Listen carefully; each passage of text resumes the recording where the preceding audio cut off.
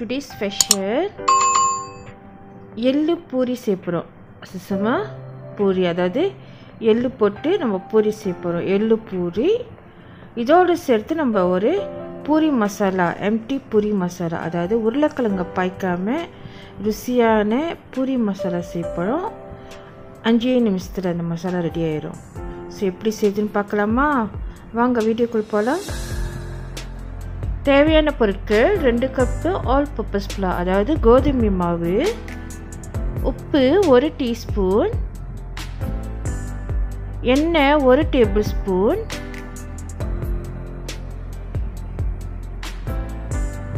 இதெல்லாம் போட்டு நல்லா மிக்ஸ் பண்ணி விடுவோம்.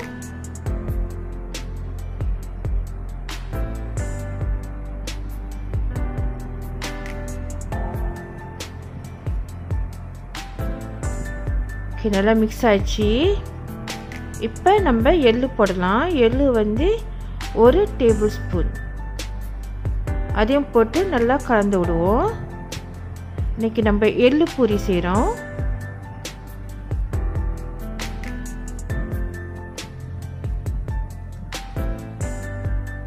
நல்லா கலந்துருச்சு.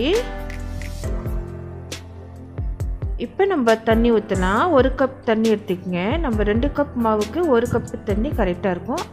ஆனால் நீங்கள் கொஞ்சம் கொஞ்சமாக ஊற்றி மிக்ஸ் பண்ணுங்கள். அப்போ தான் உங்களுக்கு அந்த பதம் வரும்.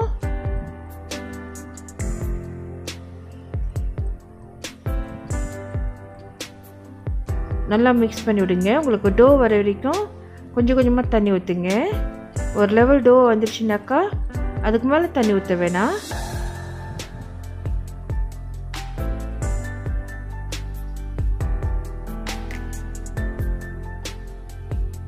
இப்போ லேசாக தண்ணி ஆட் பண்ணுங்க. இதுக்கப்புறம் நம்ம தண்ணி ஊற்ற வேணாம். இதோட ஸ்டாப் பண்ணிடுங்க. அப்படி பேலன்ஸ் இருந்துச்சுனாக்கா இது கரெக்டாக இருக்கும்.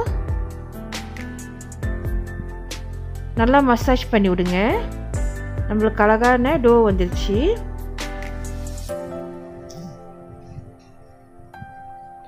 இதெல்லாம் செய்வோம். கொஞ்சம் ஒரு 20 மினிட்ஸ் வந்து டோவை வந்து தனியாக எடுத்துப்போம். அதுக்குள்ளே நம்ம பூரிக்குள்ளே மசாலாவை செஞ்சுட்டு வருவோம். அதுக்குள்ளே என்னாகும், அந்த டோ வந்து நல்லா கம்பாங் ஆயிரும். ஆஃப்டர் 20 மினிட்ஸ் நம்ம ரெஸ்ட்டில் வச்சு பிற்பாடு நல்லா கம்பாங் ஆச்சு டோ. இப்போ ஒரு மாவு, ஒரு சின்ன பிளேட்டில் ஒரு சின்ன மாவு எடுத்துச்சிங்க தொட்டத்துக்கு. உருட்டுற கட்டி எடுத்துச்சிங்க. இப்போ என்ன செய்ய போகிறோம், அந்த பெரிய டோவை வந்து நம்ம சின்ன சின்ன பாலாக பிரிக்க போகிறோம். இந்த மாதிரி பாதி பிச்சுக்குங்க. ஸோ அதில் பாதி பிச்சு இதுலேயும் பாதி எடுத்து ஓகே கரெக்டான டோ அந்த பால் சைஸ் உங்களுக்கு கிடச்சிருச்சு. ஸோ அதே போல் நீங்கள் அந்த சைஸ்க்கு பிரகாரம் பாதி பாதி பிச்சிங்கனாக்கா உங்களுக்கு கரெக்டான பால்ஸ் வரும். அதே மாதிரி எல்லா மாவையும் டிவைட் பண்ணி போட்டு உங்களுக்கு கையில் ஒட்டுச்சுனாக்கா அந்த மாவு வந்து நீங்கள் தொட்டுக்கலாம்.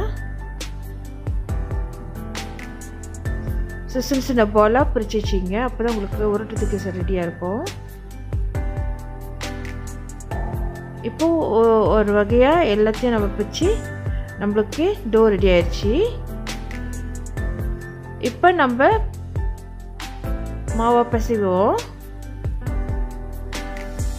மாவில் தொட்டுக்கிட்டு இந்த மாதிரி வச்சு கட்டையில் உருட்டுவோம். நீங்கள் உருட்டுறப்ப நல்லா வட்டமாக வரணும்.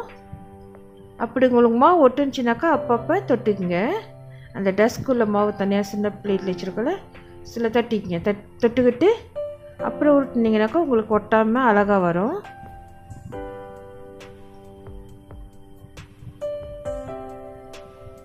இந்த மாதிரி திருப்பி போட்டு உருட்டுங்க. உங்களுக்கு பாருங்கள், உங்களுக்கு எப்படி ஓட்டம் வருது அந்த மாதிரி உருட்டி எடுங்க. நம்ம ரெடி ஆயிடுச்சு பார்த்தீங்களா?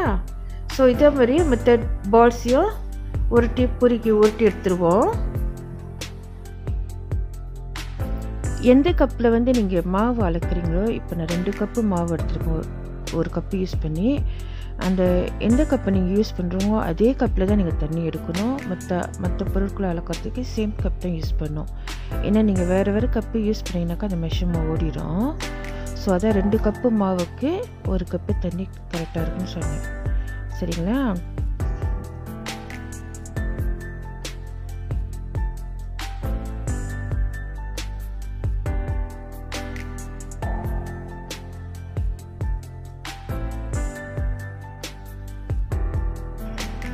எல்லா பால்ஸையும் உருட்டி இந்த மாதிரி ஒரு தாம்பூல தட்டில் போட்டு வச்சுக்கலாம்.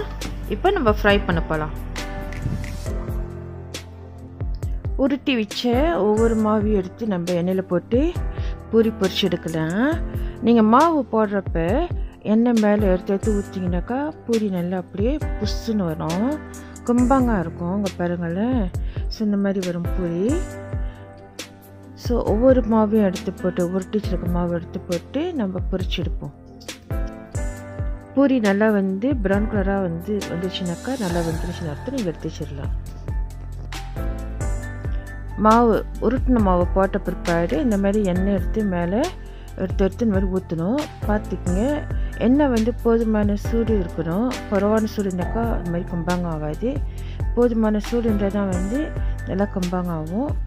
ஸோ இந்த மாதிரி வந்துடும். சூடும் ரொம்ப அதிகமாக வச்சுருங்க, அடி பிடிச்சிரும். சரிங்களா? நம்ம மாவு உருட்டி எடுத்துருவோம் எல்லாத்தையும். அடுத்தது நம்ம பூரிக்கு மசாலா ரெடி பண்ண போகிறோம்.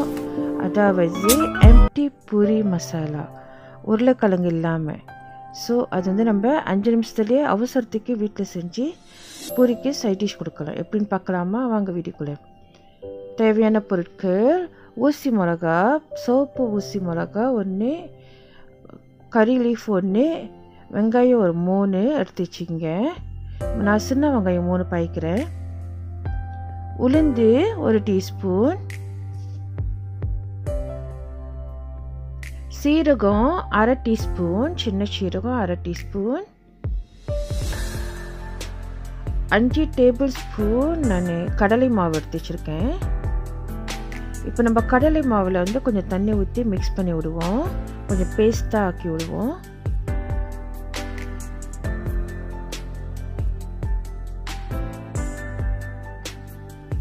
தண்ணி கொஞ்சம் கொஞ்சமாக ஊற்றுங்க, கட்டி இல்லாதபடிக்கு நல்லா ஒரு பேஸ்ட்டாக ஆக்கி விட்ருங்க. நீங்கள் மிக்ஸ் பண்ண அது நல்லா பேஸ்ட்டாகிடும்.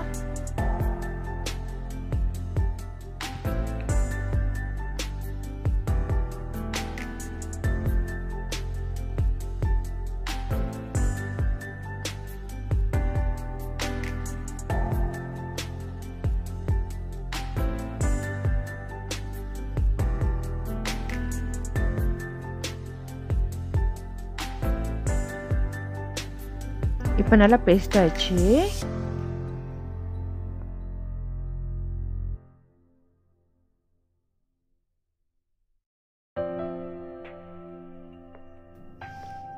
நெக்ஸ்ட் நம்ம பூரிக்கு மசாலா ப்ரிப்பேர் பண்ணுவோம். அதுக்கு ஒரு சட்டி எடுத்துக்கங்க, அதில் எண்ணெய் ஊற்றிக்கலாம். தாளிக்க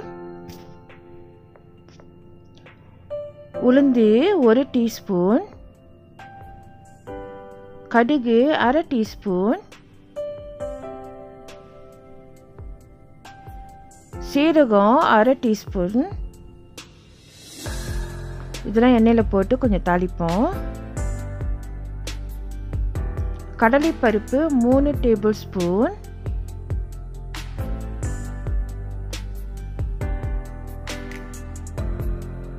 நான் பொட்டுக்கடலை யூஸ் பண்ணுறேன். பொட்டுக்கடலை பருப்பு அது கொஞ்சம் வடிக்கிட்டோம்.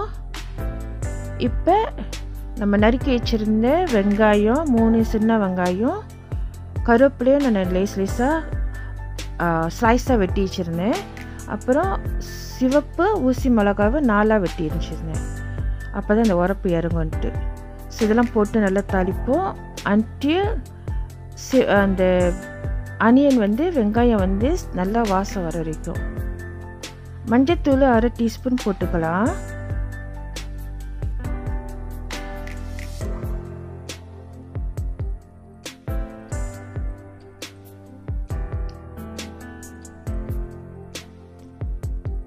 இப்போ நம்ம கலக்கி வச்சுருந்த கடலை மாவு இருக்குல்ல, அது ஊற்றிக்கிட்டு லேசாக தண்ணி ஊற்றிக்குவோம்.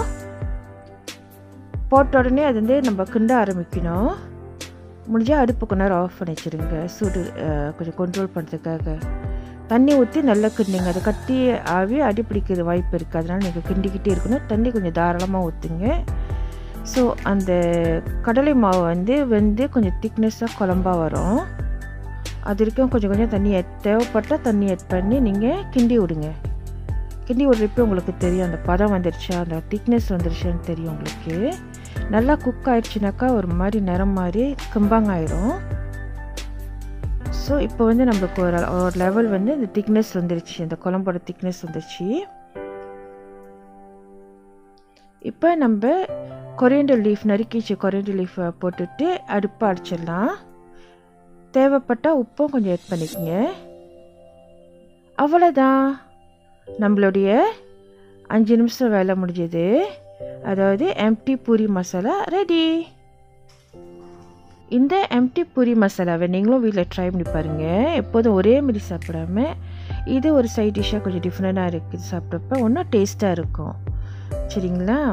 ஓகே, இந்த வீடியோ உங்களுக்கு பிடிச்சிருந்துச்சுனாக்கா மறவாமல் சப்ஸ்கிரைப் பண்ணுங்க, பெல் பட்டன் அமுத்துங்க, லைக் பண்ணுங்க, கமெண்ட் பண்ணுங்க அண்ட் ஷேர் பண்ணுங்க. இதோட நெக்ஸ்ட் வீடியோவில் நம்ம மீட் பண்ணுவோம். தேங்க்ஸ் ஃபார் வாட்சிங். Love you all. Take care. Stay home. Happy cooking. Bye bye. Drop it.